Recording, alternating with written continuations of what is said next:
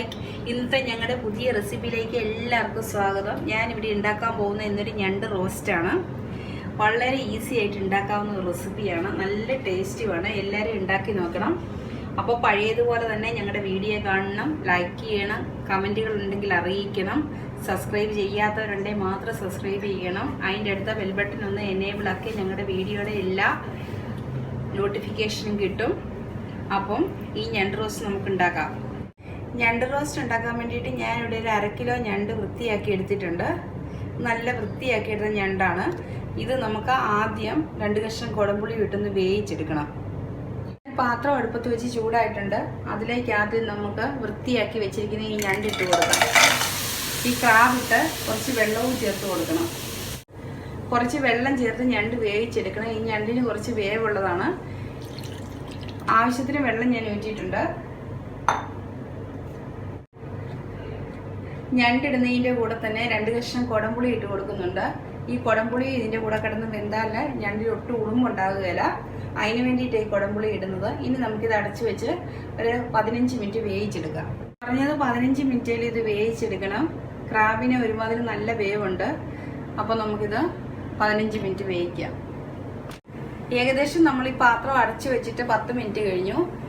ഇപ്പം വെള്ളമൊക്കെ വറ്റി തുടങ്ങിയിട്ടുണ്ട്.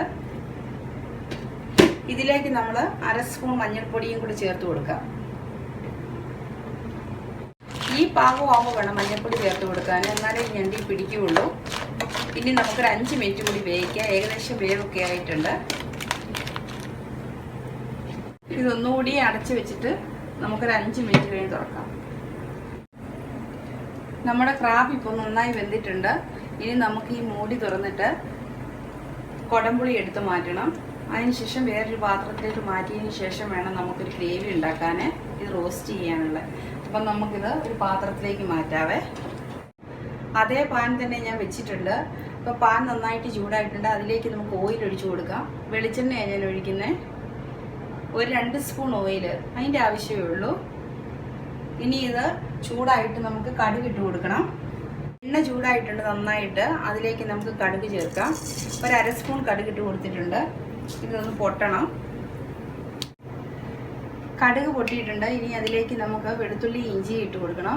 ഒരു ചെറിയ കഷ്ണം വെളുത്തുള്ളിയും ഒരു 5 അല്ലി ഇഞ്ചിയും ഞാൻ നീളത്തിൽ കീറി എടുത്തിട്ടുണ്ട്. അതിലേക്ക് ചേർക്കാം. ഏകദേശം മൂക്കുന്ന വരെയൊന്ന്, ആ പച്ചമണമൊക്കെ പോകുന്ന വരെയൊന്ന് ഇളക്കി കൊടുക്കാം. അതിലേക്ക് ഞാൻ കുറച്ച് കറിവേപ്പില ഇട്ട് കൊടുക്കുന്നുണ്ട്. കറിവേപ്പില ഫ്രഷ് ആണെങ്കിൽ നല്ല ടേസ്റ്റ് കിട്ടും ഞണ്ട് റോസ്റ്റിന്. ഇനി ഇതൊന്നുകൂടി ഇളക്കി കൊടുക്കണം. ഒരു കളറൊക്കെ മാറി വരുമ്പോഴത്തേക്ക് നമുക്ക് സവോള ചേർക്കണം. അതിനകത്തേക്ക് നമ്മളിട്ട് ഇഞ്ചിയും വെളുത്തുള്ളിയും മൂത്ത് വന്നിട്ടുണ്ട്. അതിലേക്ക് 2 വലിയ സവോള സ്ലൈസായിട്ട് അരിഞ്ഞു വെച്ചിട്ടുണ്ട്. അത് നമുക്കിതിലേക്ക് ചേർക്കാം. സവോള ചേർത്ത് നല്ല ഗോൾഡ് കളറാകുന്നിടം വരെ നമുക്ക് വഴട്ടിയെടുക്കണം. 1 പിഞ്ച് ഉപ്പും കൂടി ഇട്ട് കൊടുത്താൽ സവോള വേഗം വഴണ്ട് കിട്ടും. ഇതിലേക്ക് കുറച്ച് ഉപ്പിട്ട് കൊടുക്കാം. ഉപ്പിട്ട് കൊടുത്തു കഴിയുമ്പോഴത്തേക്ക് വേഗം സവോള വാടി കിട്ടും. എന്നിട്ട് നല്ല മിക്സ് ചെയ്ത് കൊടുക്കണം. ഇത് നമുക്ക് ഒരു 10 മിനിറ്റ് ഇളക്കി ഒരു കളറൊക്കെ ചേഞ്ച് ആകുന്ന വരെ ഒന്ന് വേവിച്ചെടുക്കാം. 3 പച്ചമുളക് ഞാൻ കീറി എടുത്തിട്ടുണ്ട്. അത് ഇതിലേക്ക് ചേർക്കാം. എന്നിട്ട് സവോള മൂക്കുന്ന വരെ ഇളക്കി കൊടുക്കണം. ഇത് ഉണ്ടാക്കാൻ വളരെ ഈസിയാണ്. എല്ലാവരും ട്രൈ ചെയ്ത് നോക്കണം. നല്ല ടേസ്റ്റിയുള്ളതാണ് ഞണ്ട് റോസ്റ്റ്. നമുക്ക് നന്നായി മിക്സ് ചെയ്യാറ്. ഇപ്പം സവോള നന്നായിട്ട് വഴണ്ടിട്ടുണ്ട്. ഇതിലേക്ക് ഞാനൊരു വലിയ തക്കാളി മുറിച്ച് വെച്ചിട്ടുണ്ട്. ആ തക്കാളി നമുക്ക് സവോള ഈ പാകത്തിനാകുമ്പോൾ ചേർക്കാം. അല്ലെങ്കിൽ സവോള മൂക്കുകയല്ല, തക്കാളി നേരത്തെ ചേർക്കാം. അതിനാ തക്കാളി താമസിച്ച് ചേർക്കുന്നത്. ഇനി ഇത് ഒന്ന് മെൽറ്റ് ആകുന്ന പോലെ തക്കാളി ആകുന്നിടം വരെ ഒന്ന് മൂപ്പിച്ചെടുക്കണം. സവോളയും തക്കാളിയൊക്കെ ആവശ്യത്തിന് മൂത്തിട്ടുണ്ട്. തക്കാളി അധികം ഉടഞ്ഞു പോകണ്ട, കാരണം അതിൻ്റെ കളറൊക്കെ അതുപോലെ ഉണ്ടെങ്കിൽ റോസ്റ്റ് കാണാൻ നല്ല ഭംഗിയാണ്, പച്ചമുളകിൻ്റെ പച്ച കളറും. ഇനി നമുക്കിതിലേക്ക് മസാലകൾ ചേർക്കാം. ആദ്യം നമുക്കിതിലേക്ക് ഒരു 1/4 സ്പൂൺ മഞ്ഞൾപ്പൊടി ചേർക്കാം. ആദ്യം മഞ്ഞൾപ്പൊടി ചേർത്ത് നമ്മൾ വേവിച്ചിരിക്കുന്ന ഞണ്ട്, അതുകൊണ്ട് അതിൻ്റെ ആവശ്യമേ ഉള്ളൂ. ഏകദേശം 1/2 സ്പൂൺ മുളക് പൊടി ചേർക്കണം. ഇത്രയും മതിയാവും. അതിലേക്ക് 1 സ്പൂൺ മല്ലിപ്പൊടി നമുക്ക് ചേർക്കാം. 1/2 സ്പൂൺ മസാലപ്പൊടി, 1/2 സ്പൂൺ മിച്ചം കുരുമുളക് പൊടി ചേർക്കുന്നുണ്ട്. കാരണം കുരുമുളക് പൊടി ഈ ഞണ്ടിന് നല്ലതാണ്. ഇനി ഈ മസാലയെല്ലാം നല്ലോണം നമുക്ക് മിക്സ് ചെയ്ത് കൊടുക്കണം. മിക്സ് ചെയ്തതിന് ശേഷം നമുക്കിതിലേക്ക് ഈ ക്രാബ് ഇട്ട് കൊടുക്കണം. നല്ല കളർഫുള്ളായിട്ട് മസാലയെല്ലാം കിട്ടിയിട്ടുണ്ട്. ഇനി അധികം മൂപ്പിക്കണ്ട. ഇതിലേക്ക് നമുക്ക് വേവിച്ച് വെച്ചിരിക്കുന്ന ഞണ്ട് ചേർക്കാം.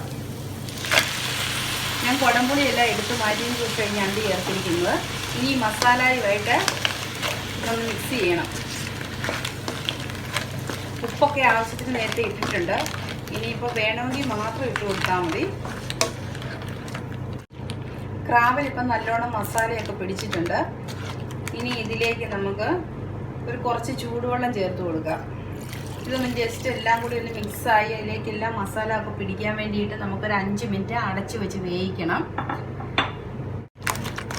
പിന്നെ നല്ലോണം ഇളക്കി നമുക്കൊന്ന് 5 മിനിറ്റ് അടച്ചു വെച്ച് വേവിക്കാം.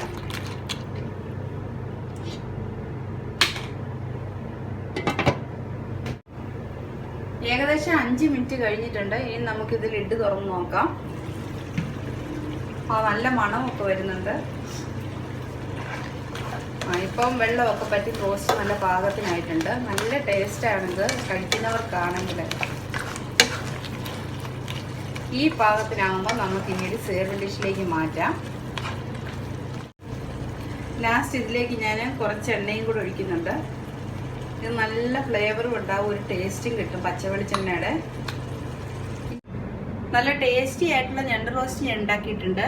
എല്ലാവരും ഇത് ട്രൈ ചെയ്ത് നോക്കണം. നല്ല ടേസ്റ്റാണ് കഴിക്കാൻ. അപ്പം ഏൻസ് കിച്ചൻ്റെ വേറൊരു വീഡിയോയിൽ വേറൊരു നല്ല റെസിപ്പിയുമായിട്ട് വരാം. അതുവരെ ഓക്കെ, ബൈ ബൈ.